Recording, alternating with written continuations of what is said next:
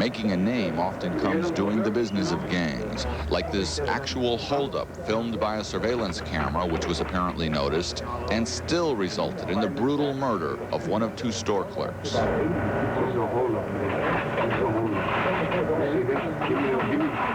me all your money in the bag. Okay. No. Shoot.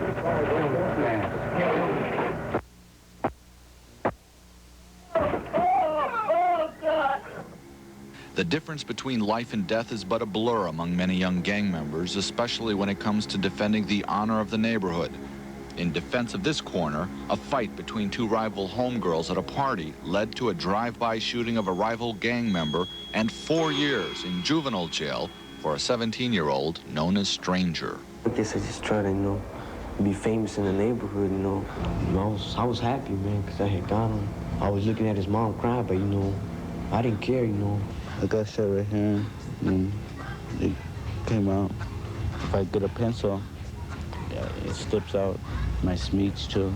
As I'm talking to you, because I want to tell you something, but it don't come out right. And if anybody, innocent bystander, gets in the way? They get in the way. That's how it goes. We couldn't do nothing about it. Gangbang is nothing, man. It's just waiting to die.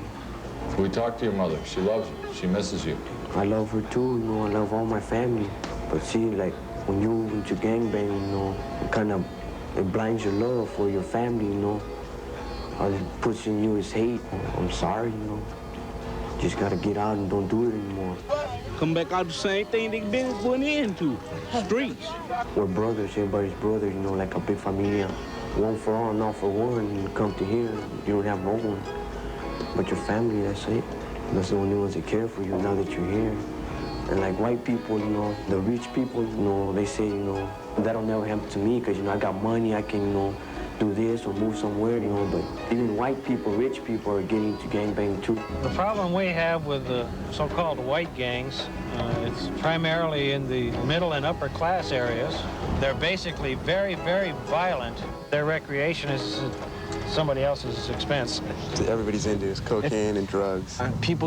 We used to go there, we get a party together, about 10 or 12 people, go and beat up homosexuals.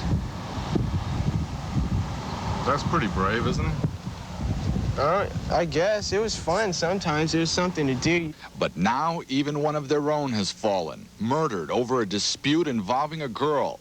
The nighttime shooting took place outside a Valley teen club. After the shooting, someone scrawled the gang's name in the blood of their fallen homeboy. And there have been drive-by shootings at homes of their rival punk gang in the city of Burbank. It's better that there's one gang, handling the whole North Hollywood, Van Nuys, Sun Valley, Studio City, instead of like a whole bunch of little gangs. Good families. Yep. How can you get into this kind of thing? Just something to do, man.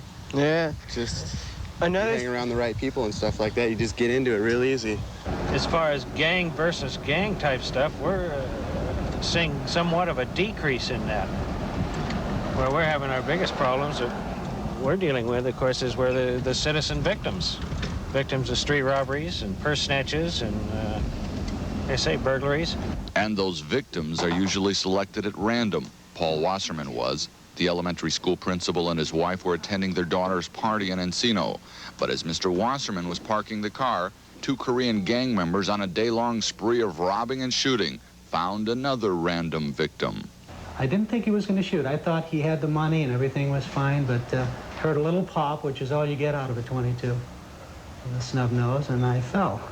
And so I made my peace with God. I figured, well, if that's it, there's nothing I can do about it, and that was it. Now meet one of his attackers, now serving time at the California Youth Training School in Chino. We robbed, like several people. We used like stolen cars. You got lucky, he lived. You got shot by the back of his neck. You hold a guy up in broad daylight on a public street at gunpoint and you shoot him and you don't care if he lives or dies. Yeah, because I don't know him. It's not as if someone had any malice toward him. He just happened to be there. And that's the frightening thing. I would like to see them sent back with their parents. I think that's important. Parents have got to accept responsibility for what their kids do. They don't know I'm in jail. they think, you know, I was staying to school or something. I got to live this room just here, just like my home. King 71 area unit, thanks a lot. I think we rounded up. We had information of a possible gang fight in the making. And so police continue their cat-and-mouse game of chipping away at the gangs, trying to find and ID gang members. Just 3 dots means crazy life. Yeah, that's what they call it. You have a couple of sons you said that are involved? Have you tried to talk to them or anything? Parents have not fulfilled the responsibility as far as their children. Whose responsibility is it? They brought them to this earth. Eunice Sato is a mother, councilwoman, and former mayor who was held up at gunpoint by a gang member on a church parking lot in her own city of Long Beach. The governor recently appointed her to a state task force designed to find answers to resolve gang violence. They didn't know who I was. I was just another person. I just made a good target. I don't think I'm afraid. If they have a gun, yes. But if they're unarmed, I'd really like to talk to them and express my concern for their life. They can't be happy. But this day, Oscar, the 15-year-old Black Crip gang member who put the shotgun in Miss Sato's face and robbed her of her purse, is happy. For this is the morning of his last juvenile parole board hearing when he is to be formally back into the community. For his crime against Miss Sato, Oscar was sentenced to 5 years in prison. As a minor, he was turned over to juvenile authorities and his jail time was immediately cut to 2 years, provided he behave himself in juvenile jail. He didn't. Instead, living up to his street name of lunatic, getting into fights and lengthening his juvenile jail time to over 4 years. Today, Oscar is 20, skilled in carpentry and looking for a job. I robbed the mayor of Long Beach. It wasn't really the money, it was just something to do. Yeah, she was scared. Anybody be scared with a long old barrel sticking in their face. I guess she didn't know if she was gonna live. You had the chance to make that decision, didn't you? I made it, I let her live.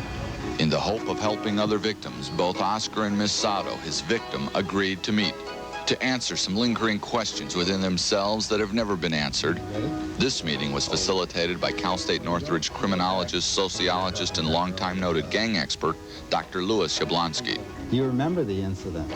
We was driving down the street, I just wanted to rob somebody, you know, it wasn't nothing to do tonight. You were just kind of doing it for fun? Yes, that's what I was saying, you know, that I didn't have nothing to do that night, so I just went out and I guess he was the one I cried. In other words, it was just kind of a youth activity rather than being aware that you're committing a serious crime. Yes. Did you have any thoughts right after you did it? You went home, went to sleep, or you? Yeah, I went home and went to sleep. And then one day my mother was reading the newspaper. She said, yeah, somebody done robbed the mayor of Long Beach. She said they gonna hang him when they catch him, you know. But she didn't know it was me. And I don't know how the police found out it was me. What did your mother say when she found out about it? She was shocked and disappointed because she looked at me. Do you have any feelings of hate or dislike for me because you landed in prison? Oh, no. Any feeling like that? No. Is there something we can do to reach the young people so that they won't have to learn the hard way like you did? Well, people talked to me when I was young and just went in there saying I fed up when, you know, so. Maybe if we had more activities for young people? It's dependent, see, back then, because I just used to kick it with my homeboys a lot. See, if they wasn't there, I wouldn't have been there. I just have to say that by the very acts that you committed, that, you know, you had a certain amount of hostility and anger in you. And I don't think he said that 2 or 3 times, that he never had anger. He said he had the gun for his own protection in case other gangs, you know, shot at him, he's going to shoot back. When you shoot somebody, you know, that's when you feel, you know, scared and frustrated. Yeah. But if you just holding the gun, you ain't gonna feel nothing. Others feared for my safety in sitting here with you. They really didn't want me, but my gut level feeling was, I have no fear. Yes, I'm sorry. I accept your regrets.